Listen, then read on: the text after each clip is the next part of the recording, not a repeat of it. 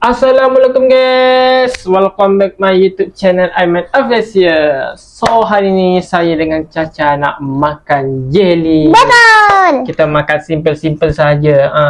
Betul. Banyak macam-macam jelly ni. Ni Caca sukalah jelly ni. Memang sedap dan mantap korang.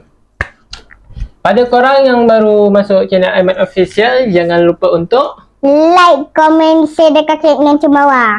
Okey, sebelum makan kita baca doa dulu. Allahumma barik lana fi ma razaqtana wa qina azabannar. Okey, jom kita makan. Siapa suruh ambil? Tapi Tata suka. Tak payah. Kau suka ke? Bakso dah makan semua baru kau makan. Kau jangan pas cakap jangan makan. Kau tengok dulu. Tata Sabar. suka, jangan makan. Sabar, dengar kata aku. Kau sabar. Aku dah rasa semua baru boleh. Tengok pasal makan. Tapi Tata nak makan. Kau nak nangis ke? Kau nak apa ke? Kan makan. Tengok aku makan. Taruh. Bila aku pukul, taruh. 1, 2, 3. Sedapnya. Mantap. Sedapnya.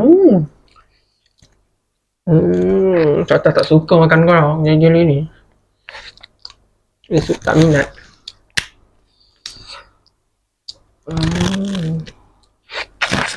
Sedapnya. Rugi tak makan korang.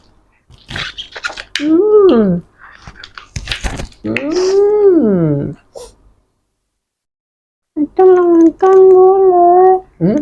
Nak makan. Tunggu perintah bakso makan baru boleh. Nak makan. Nak bakso pukul ke tak nak? Baik taruh. Nak. Sebelum bakso suruh makan jangan makan, taruh.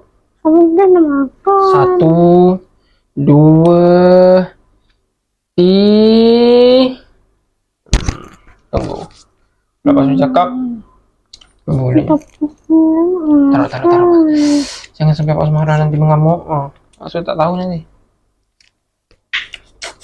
Sedapnya.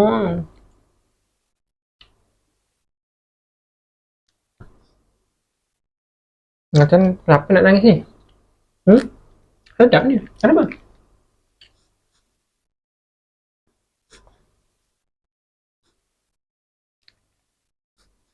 No, Naca nangis ko.